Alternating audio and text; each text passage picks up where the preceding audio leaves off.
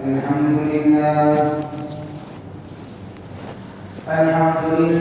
نحمده ونستعينه ونستغفره ونؤمن به ونتوكل عليه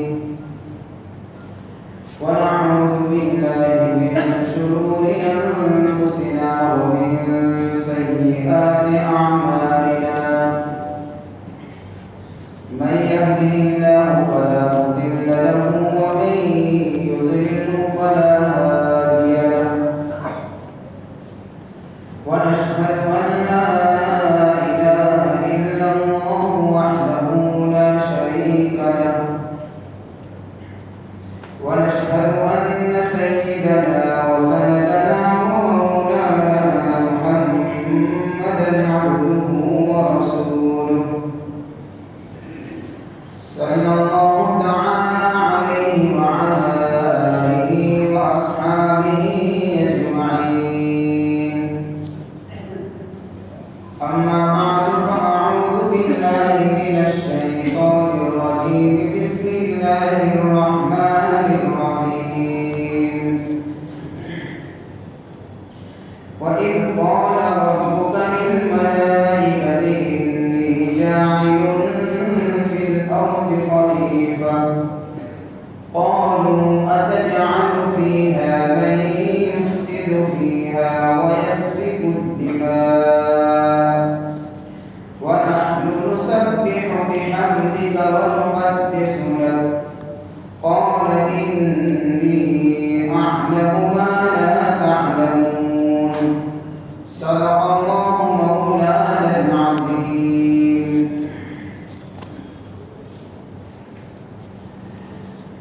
وَإِذْ قَالَ اور یاد کریے اس وقت کو جب کہ کہا ربک آپ کے رب نے للملائکۃ فرشتوں سے انی جاعل بے شک میں بنانے والا فی الارض زمین کے اندر خلیفۃ ایک نائب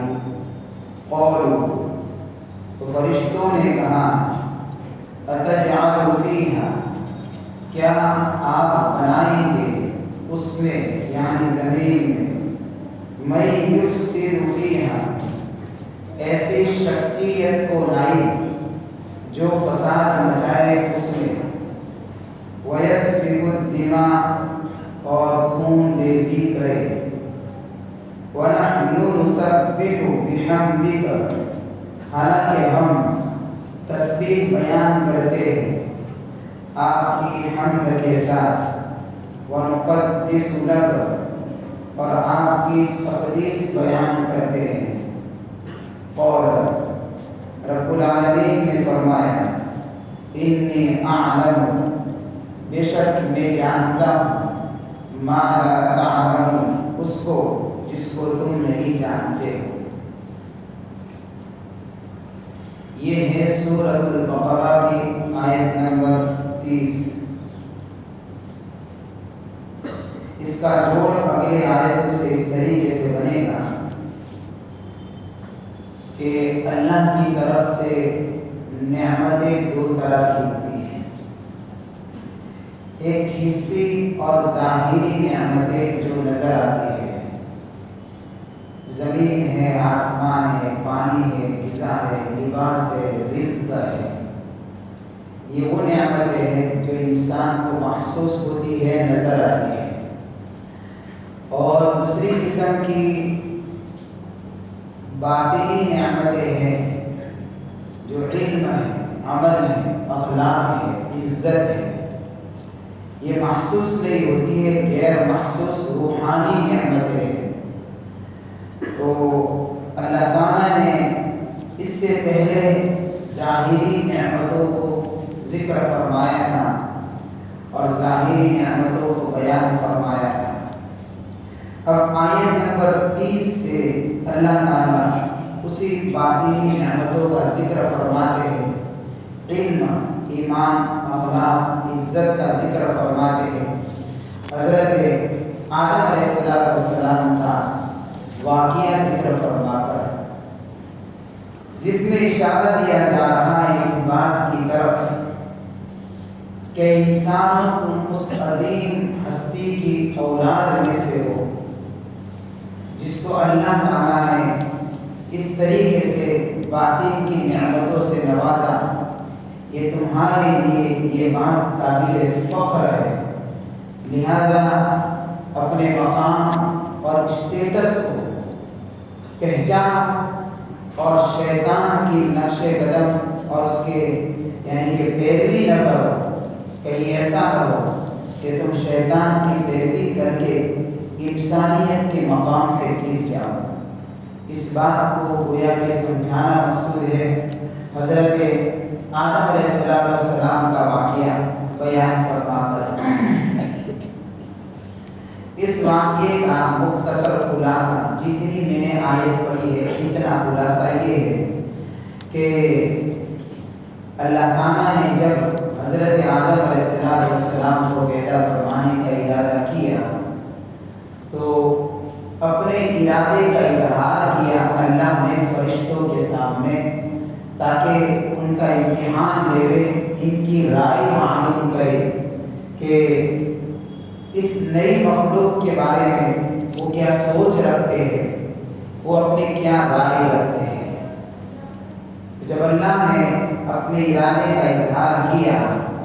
تو فرشتوں نے ایک سوال اٹھایا تھا کہ یہ مخلوق تو بڑی عجیب و غریب ہے، اس کی طبیعت کے اندر تو فساد مچانا بھی ہے، خون ریزی کرنا ہے، اور ایک طرف ہماری مزاج کے اندر اللہ کی تصویر اور پاکی بیان کرنا ہے۔ تو اگر اللہ آپ اگر کسی کو لائق بنانا چاہتے ہیں تو ظاہر سی بات ہے آپ کا لائق تو ایسا ہونا چاہیے جو آپ کی پاکی بیان کرے، آپ کا ذکر بیان کرے، نہ یہ کہ ایسے مخلوق آپ کا لائق بن جائے جس مخلوق کی طبیعت کے اندر، نیچر کے اندر فساد اور خون ریزی رکھی ہو۔ تو اللہ تعالیٰ نے دو جواب دیے تھے، ایک جواب حاکمانہ اور ایک جواب حکیمانہ۔ حاکمانہ جواب یہ دیا کہ ٹھیک بات ہے، تم نے سوال کو اٹھا دیا ہے، لیکن اس کی حقیقت کو جو میں جانتا ہوں وہ تم نہیں جانتے ہو، لہذا زیادہ چرچا کرنے کی ضرورت نہیں ہے۔ یہ حاکمانہ جواب ہے جو ایک بادشاہ اپنے رعیت اور اپنے وزراء کو فیصلہ کرنے کے بعد جو ایک آرڈر کے حکم میں جو جواب دیتا ہے کہ یہ فیصلہ میرا ہے، لہذا تم کو بیچ میں ادھر ادھر کی دخل اندازی کرنے کی ضرورت نہیں ہے، اس کی حقیقت سے میں اچھی طرح واقف ہوں۔ تو یہ حاکمانہ جواب ہے جو اللہ نے دیا تھا کہ میں وہ جانتا ہوں جو تم جانتے نہیں ہو۔ اسی بات کو اللہ نے بیان فرمایا ہے اس آیت کے اندر، وَإِذْ قَالَ رَبُّكَ، یاد کریے اس وقت تک ہو، اللہ فرماتے ہیں اپنے حبیب سے کہ یاد کریے اس وقت تک ہو جب کہ آپ کے رب نے کہا تھا۔ حضرت آدم علیہ السلام کی فضیلت اور عظمت کو ظاہر کرنے کے لیے یہ بات فرشتوں سے کہی تھی۔ کیا کہی تھی؟ انی جاعل فی الارض خلیفہ، کہ میں اپنا ایک نائب بناؤں گا زمین کے اندر، اور وہ میرا نائب زمین کے اوپر جا کر حکومت قائم کرے گا، اور حکومت قائم کرنے کے بعد میرے احکام کو لوگوں کے اندر نافذ کرے گا، جاری کرے گا۔ یہ نائب اس کو کہتے ہیں، اللہ کا نائب، کہ جو اللہ کے حکموں کو لوگوں تک پہنچا کر لوگوں کو اللہ کے حکم کے اوپر چلائے۔ تو میں ایسا نائب بنانے والا ہوں۔ اللہ نے فرشتوں سے یہ بات کہی۔ اس آیت کے اوپر رک کر ذرا ایک سوال پیدا ہوتا ہے، وہ سوال یہ ہے کہ اللہ نے یہ بات فرشتوں سے کیوں کہی، کیا وجہ؟ یہ سوال ہے۔ کیا اللہ فرشتوں سے اس سلسلے میں کوئی مشورہ کرنا چاہتا ہے، یا پھر اللہ تعالیٰ صرف فرشتوں کو اطلاع دینا چاہتا تھا کہ میں تم کو خبر دے رہا ہوں میرا نائب یہ بنانے والا؟ مقصد کیا تھا اس بات کو فرشتوں کے مجمع کے اندر، چرچے کے اندر لانے کا؟ کیا مقصد تھا؟ تو اس بات کو سمجھنے سے پہلے ایک بات سمجھ لی جائے، تو کیا مقصد مشورہ تھا؟ تو مشورہ کہاں کیا جاتا ہے، پہلے اس بات کو سمجھا جائے۔ وہ آدمی مشورے کا محتاج ہے جس کا علم ناقص ہو، جس کی بصیرت ادھوری ہو، وہاں مشورے کی ضرورت پڑتی ہے۔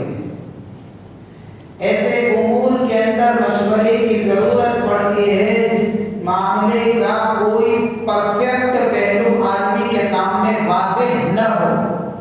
تو اس سلسلے میں مشورہ کرنا پڑتا ہے کہ اس کے بارے میں ہم کیا کریں، تو اس وقت مشورے کی ضرورت پڑتی ہے۔ یا پھر اس جگہ کے اوپر مشورے کی ضرورت پڑتی ہے جہاں پر لوگوں کے حقوق مساوی اور برابر ہو، تو وہاں مشورے کی ضرورت پڑتی ہے، کیونکہ اگر وہاں پر بھی بغیر مشورے کے کوئی فیصلہ کر دیا جائے گا تو دوسرے حق والے بھی ایکشن لیں گے، آواز اٹھائیں گے، اس معاملے میں ہمارا حق بنتا تھا تو ہم کو کیوں نہیں پوچھا، تو لوگ سوال کریں گے، کیونکہ سارے کے حقوق برابر ہے تو ہر ایک کو پوچھنا پڑے گا۔ جیسے پارلیمنٹ کے اندر کوئی بات ہوتی ہے تو ڈسکس ہوتی ہے،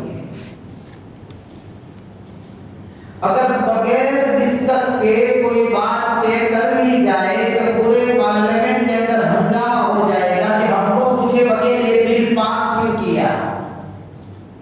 کیا ہم اس ملک کے باشندے نہیں ہیں؟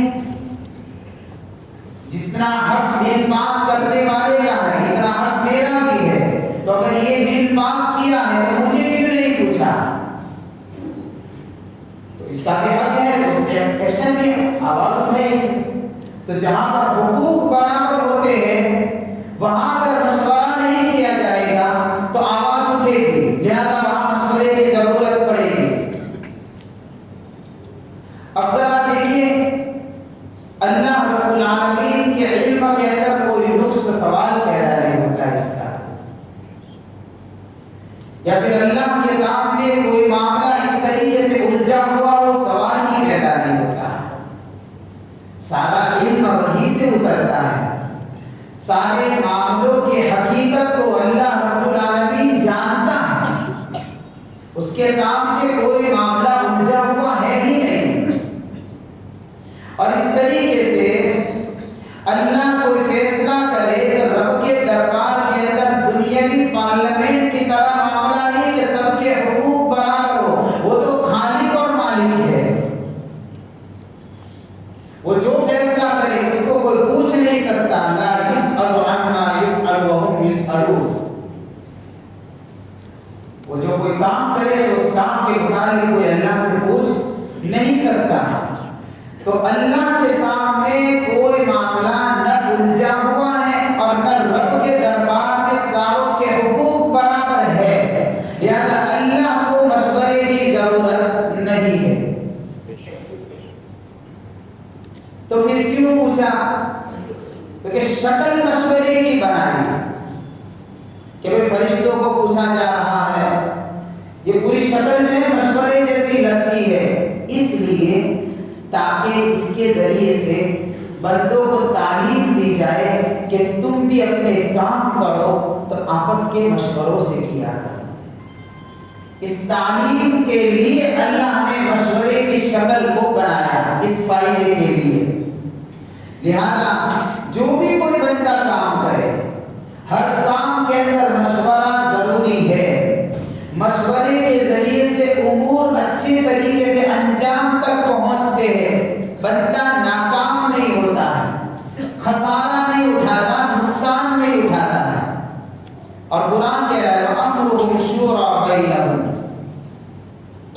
کہ آپس کے معاملات صحابہ کے، خود حضور پاک صلی اللہ علیہ وسلم کی زندگی کو دیکھ لیا جائے، آپ کے اوپر وحی کا نزول ہوتا تھا تو بھی آپ صحابہ سے معاملات کے اندر کوئی ایسا مسئلہ ہوتا تھا مشورہ کیا کرتے تھے، جبکہ نبی پر وحی کا نزول ہو رہا ہے کہ اگر کہیں بات چپ ہو رہی ہے تو اللہ بذریعہ وحی اپنے حبیب کو خبردار کر سکتا ہے، لیکن پھر بھی حضور پاک صلی اللہ علیہ وسلم صحابہ سے مشورہ فرماتے، بہت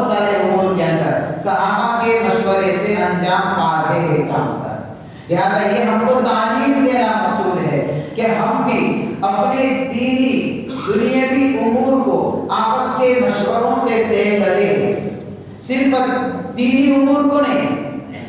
اب ہوتا کیا ہے کہ دینی معاملات کے اندر تو کچھ نہ کچھ مشورہ ہو ہی جاتا ہے. دنیاوی معاملات کے اندر یا گھریلو کوئی مسائل ایسے ہیں اس سلسلے میں کوئی پوچھتا نہیں ہے, بیوی سے کوئی مشورہ نہیں لیتا, اس کو ایک سمجھا جاتا ہے. ارے گھر کے امور بھی آپس کے مشورے سے طے ہونے چاہیے تاکہ گھر کے اندر رجت جو ہوتی ہے وہ نہیں ہوگی. صلح حدیبیہ کے موقع کے اوپر جب صحابہ کو مکہ جانے سے روک دیا دشمنوں نے اور اللہ کے نبی نے فرمایا کہ حلق کروا دیجیے, یہی سے واپس ہونا ہے, تو صحابہ کرام تیار نہیں تھے کہ یہ کیسے ہو سکتا ہے, حلق کروانے میں بغیر عمرہ کیے ہوئے یہی سے واپس ہو جائیں گے. اس وقت حلق کے اوپر کس کا مشورہ کام کر گیا تھا؟ غالباً حضرت ام سلمہ رضی اللہ تعالیٰ ان کے سامنے جا کر حضور نے مسئلہ رکھا کہ صحابہ اس طریقے سے, یعنی کہ میں نے ان کو حکم کیا ہے کہ حلق کروا دو لیکن تیار نہیں ہو رہے, میں کیا کروں؟ تو کیا فرمایا حضرت ام سلمہ رضی اللہ تعالیٰ نے کہ یا رسول اللہ, میرا مشورہ یہ ہے کہ آپ ان کو کچھ مت کہیے, آپ خود حلق کروا دیجیے بس. اب دیکھیے, آپ خود حلق کروا دیجیے, آپ کو دیکھیں گے صحابہ خود کروا دیں گے, اب ان کو کہنا کچھ نہیں. یہی ہوا. تو دنیاوی معاملہ ہو, دینی معاملہ ہو, ہمارے امور آپس کے مشورے سے انجام پانے چاہیے, اور مشورہ بھی ایسے آدمی سے لینا چاہیے جو آدمی اس فیلڈ کا ماہر ہو. اب میرے پاس کوئی آدمی آئے کہ میں 4 کروڑ کی کمپنی ڈالنا چاہتا ہوں, مولانا آپ کیا مشورہ دیتے ہیں, ہم کیا کریں گے؟ مجھے کیا پتا تیری کمپنی کا معاملہ, تو تیری کمپنی ڈالنی ہے تو تو جانے تیرے فیلڈ کے آدمیوں کے سے پوچھ کہ میں یہ کام کر سکتا ہوں کہ نہیں کر سکتا ہوں. اس طریقے سے کوئی دینی معاملہ ہے تو دینی معاملہ ہے, کوئی دینی مسئلہ ہے تو علماء سے پوچھیے. اب کوئی مسئلہ دینی ہے, اب جا کر پوچھتا ہے دنیاوی لائن کے آدمی سے کہ اس طریقے سے میں کام کرنا چاہتا ہوں, یا میں نے یہ نماز کے اندر غلطی کر دی, میری نماز کا کیا مسئلہ ہے؟ ارے تو پوچھتا کہاں پر ہے؟ تو جو جس کا اہل ہے وہاں جا کر پوچھا جائے. اسی مشورے کی تعلیم دینے کے لیے اللہ تعالیٰ نے فرشتوں کے اندر مشورے کی شکل بنائی تاکہ لوگ اپنے معاملات کو, اپنے امور کو مشورے کے ذریعے سے طے کیا کرے, چاہے دینی معاملہ ہو, دنیاوی معاملہ ہو, یا گھریلو سماجی کوئی بھی مسئلہ ہو, ہر مسئلے کو آپس کے مشورے سے بہتر طریقے سے انجام دینا چاہیے.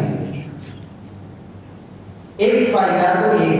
اس لیے فرشتوں کے سامنے اس بات کو ذکر کیا تھا. دوسرا فائدہ یہ ہے فرشتوں کے سامنے ذکر کرنے کا کہ فرشتے جو ہیں جب تک حضرت آدم علیہ السلام کو پیدا نہیں فرمایا تھا تب تک آپس میں کہا کرتے تھے کہ ہم سے زیادہ کوئی افضل اور علم والی مخلوق کوئی ہے ہی نہیں, اور کسی کو اللہ پیدا کریں گے نہیں کہ جو ہم سے بھی زیادہ فضیلت میں بڑے ہوئے ہو, ہم سے بھی زیادہ علم کے اندر بڑے ہوئے ہو. حتیٰ کہ حضرت عبداللہ بن عباس رضی اللہ تعالیٰ عنہ کی ایک روایت سے اس کا پتہ بھی چلتا ہے کہ فرشتے یہ کہا کرتے تھے کہ اللہ تعالیٰ ہرگز کسی مخلوق کو پیدا نہیں کرے گا, کیسی مخلوق کو جو ہم سے زیادہ معزز اور مکرم ہو اور ہم سے زیادہ علم والی مخلوق ہو. تو ایک طرف فرشتوں کا یہ گمان تھا کہ ہم سب سے زیادہ فضیلت والے, ہم سب سے زیادہ علم والے, اور ایک طرف اللہ کی مشیت اور اللہ کا ارادہ تھا کہ اللہ چاہتا تھا میں ایسی مخلوق کو پیدا کروں جو مخلوق فضیلت اور علم میں فرشتوں سے بڑھ کر ہو. اس لیے فرشتوں کے سامنے اپنے ارادے کا اظہار کیا تاکہ فرشتے اپنے اندر کی رائے کو ظاہر کریں, اس لیے اظہار کیا. یہ دوسرا فائدہ ہے کہ فرشتوں کے سامنے ذکر کیوں کیا گیا. تیسرا فائدہ یہ ہے کہ اللہ تعالیٰ نے بہت سارے دنیاوی معاملات ایسے ہیں جس کے اوپر فرشتوں کو مامور فرمایا ہے۔ آسمان سے پانی برسانا، زمین سے غلے کو اگانا، ہواؤں کا چلانا، موسموں کا بدلنا، ٹھنڈی گرم ہوائیں چلتی ہے، یہ سارے کام کاج فرشتوں کے ذریعے سے گویا کہ اللہ تعالیٰ کے حکم سے سارے کام انجام پاتے ہیں۔ ابھی فرشتے دنیاوی معاملات کو انجام یہ کام کر رہے ہیں، اس لیے فرشتوں کے سامنے حضرت آدم علیہ السلام کی پیدائش کا اور ان کی نیابت کا ذکر ضروری تھا،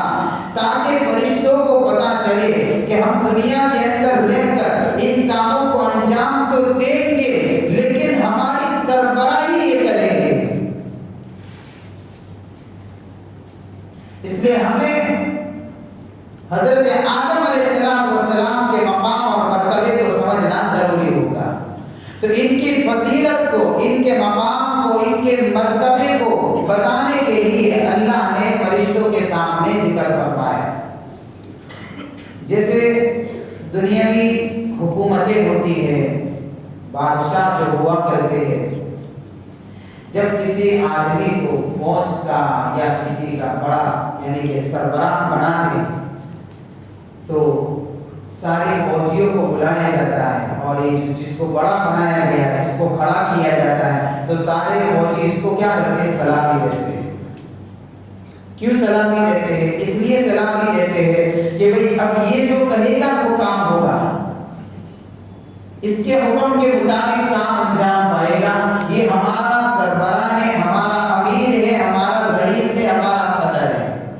اس لیے سارے فوجیوں کے ذریعے سے اس کو سلامی دلوائی جاتی ہے۔ تو اسی طریقے سے اللہ نے گویا کہ فرشتوں کے سامنے ذکر فرما کر حضرت آدم علیہ السلام کی فضیلت کو بیان فرمایا اور ان کے مقام مرتبہ اسٹیٹس کو واضح کیا کہ یہ وہ ہستی ہے جو تم سے بھی فضیلت اور علم میں آگے ہے۔ اس لیے اللہ تعالیٰ نے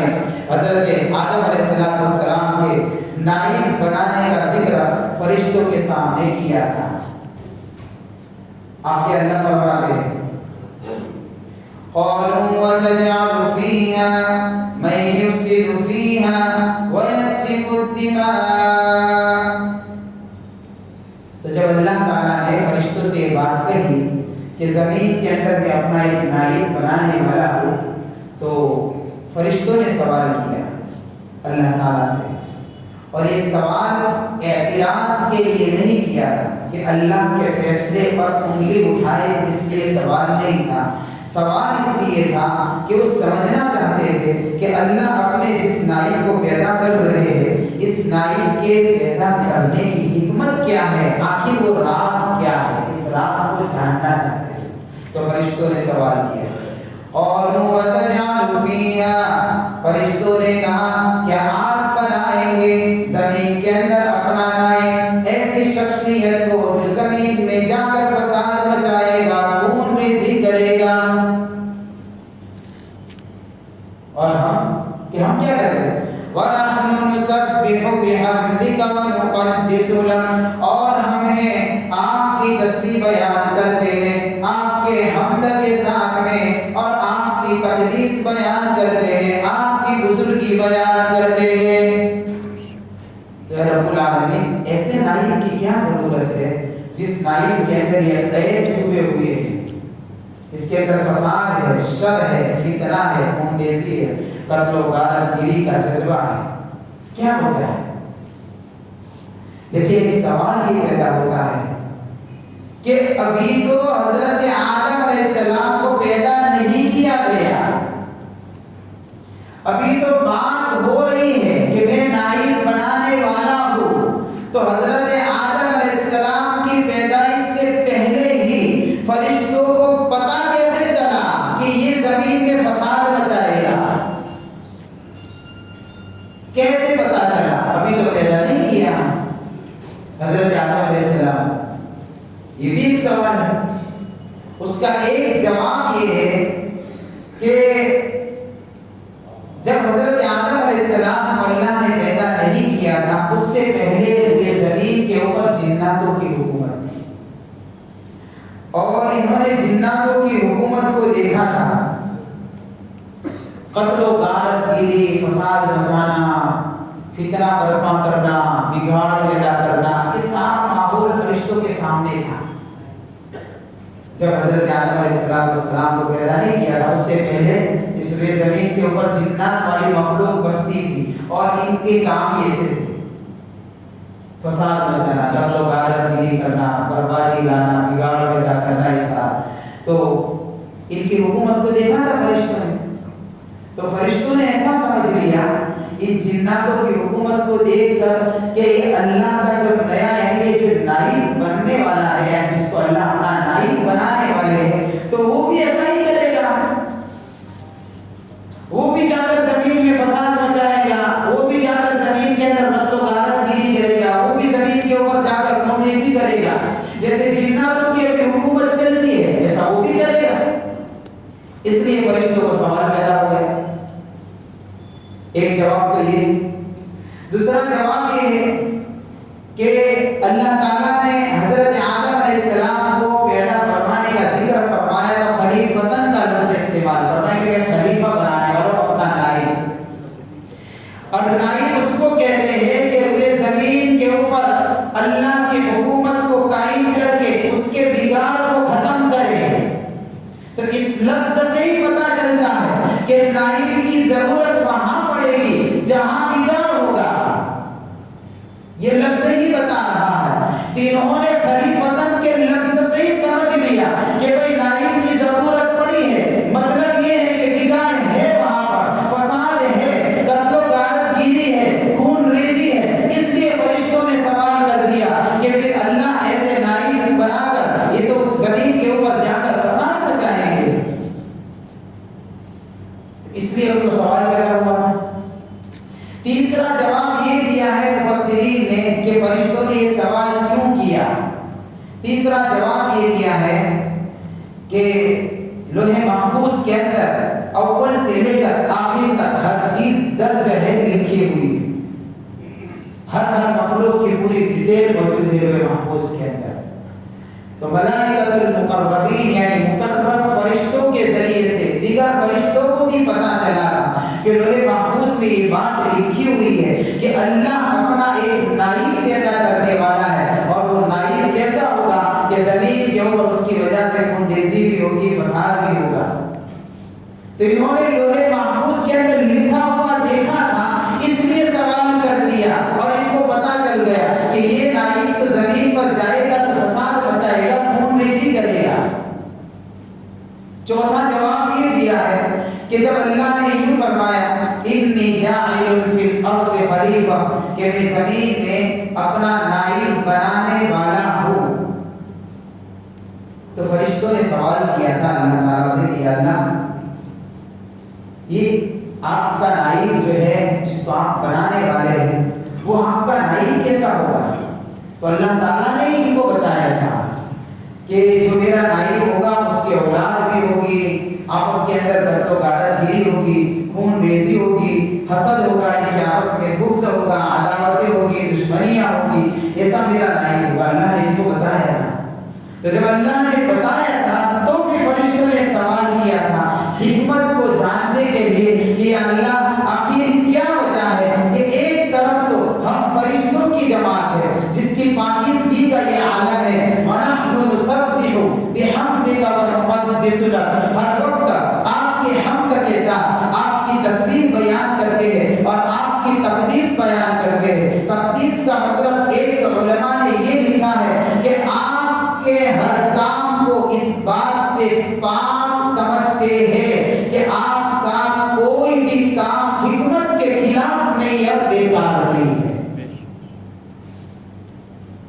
وَنُقَدِّسُ لَكَ، آپ کی تسبیح ہم جانتے ہیں اللہ آپ نائب بنانے والے ہیں، بے شک آپ کے نائب بنانے میں ضرور کوئی حکمت ہوگی، آپ کا کوئی کام عبث اور بیکار نہیں ہے اور آپ کا کوئی کام حکمت سے خالی نہیں ہے، لیکن ہم نے سوال اس لیے کیا ہے کہ ایک طرف معصوم فرشتوں کی جماعت اگر نیابت کا مسئلہ ہے اطاعت کے ساتھ میں، تو وہ اطاعت فرشتوں میں موجود ہے، یہ وہ کام اچھے طریقے سے انجام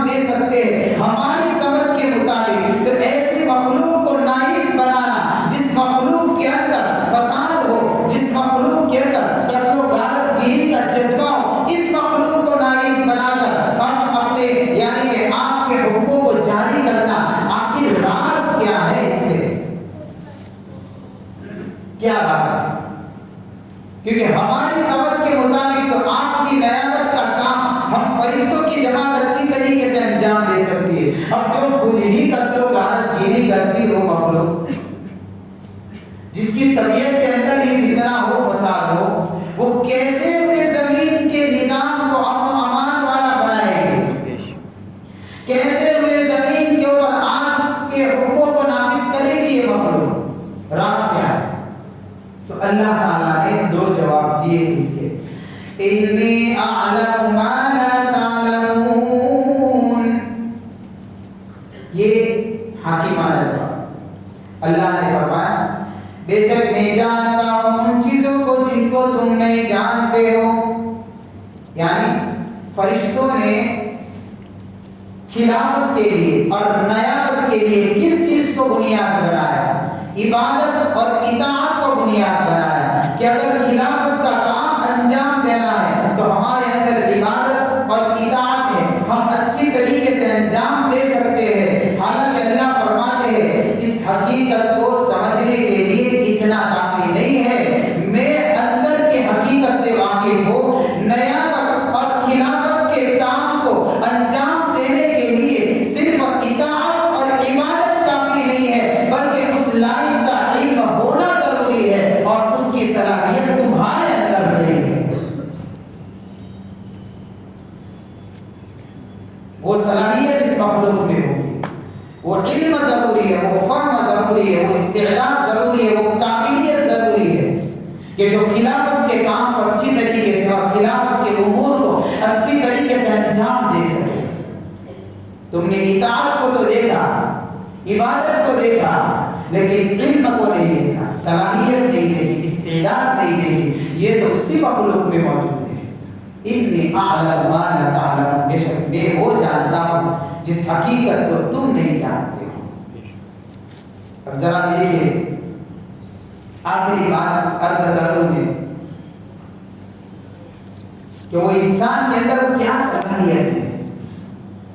مختلف جذبات اللہ نے انسان کے اندر رکھے. اس کے اندر شہوت کا جذبہ بھی رکھا ہے، اس کے اندر غضب اور انتقام کا، غصے کا جذبہ بھی رکھا ہے. جب شہوت کا جذبہ بڑھتا ہے انسان کے اندر تو زنا اور بدکاری جیسے برے امور شامل ہوتے ہیں. اس لیے فرشتوں نے یہ بات کہی تھی یفسد فیہا، اس کے ذریعے سے اسی طرف اشارہ کیا تھا کہ وہ قوم یا وہ مخلوق جس کو آپ نائب بناتے ہیں اس کے اندر تو شہوت ہے، اور اس شہوت کی وجہ سے جب یہ جذبہ بڑھے گا تو پھر زنا کا صدور بھی ہوگا، بدکاری کا صدور بھی ہوگا اور فساد مچے گا. اور اس کے اندر غضب کا جذبہ بھی، انتقام کا جذبہ بھی ہے، غصے کا جذبہ بھی ہے. جب یہ جذبہ بڑھتا ہے تو پھر اس جذبے کی وجہ سے جو چیز وجود میں آتی ہے وہ آپس کی قتل و غارت گیری ہے، خون ریزی ہے. تو اس کو بیان کرنے کے لیے فرشتوں نے دوسرا سینٹنس کہا تھا وَيَسْفِكُ الدِّمَاءَ، اس کے اندر غضب کا جذبہ بھی ہے، غصے کا جذبہ بھی ہے. جب یہ بڑھے گا تو پھر کیا ہوگا کہ یہ زمین پر خون ریزی ہوگی.